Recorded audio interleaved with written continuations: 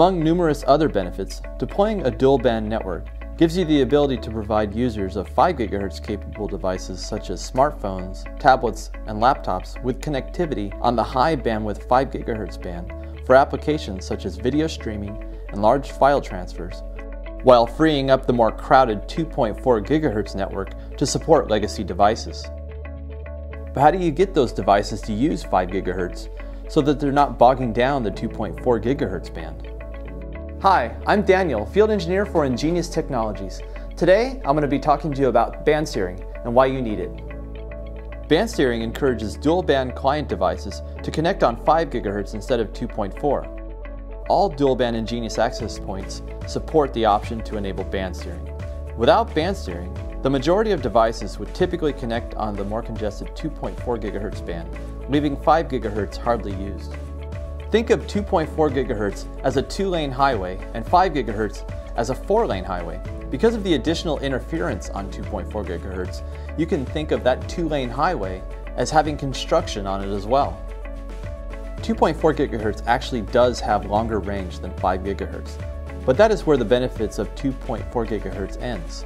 2.4 GHz has fewer available channels, channel bandwidths are narrower, and there is much more interference on 2.4 GHz, making 5 GHz the band of choice. Here I am logged into an EAP 1200H. I'm at the wireless page, and here is where band steering, where you can enable it. So I'm going to go ahead and enable it here. It does require that you make the SSID and security settings the same for both bands. So I'll go ahead and do that now. I'm going to rename this. Let's get this Ingenious 1. There we go. Also going to name it here, Ingenious 1. I'm going to edit, and we don't want to leave the security disabled. We want to enable it. I'll use WPA2 pre-shared key. I'll make it AES only. And I'll have the password I was from before. I had it in here as trust no one.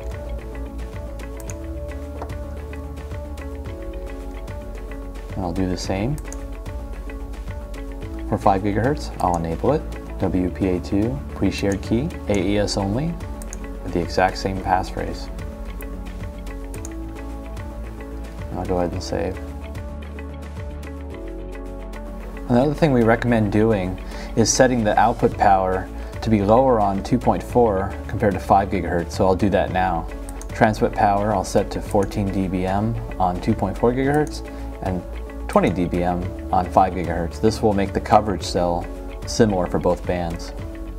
Another thing we should look at is the channel bandwidth on 2.4 GHz. We don't want to leave the default setting set at 40 MHz. We want to change it to 20 only.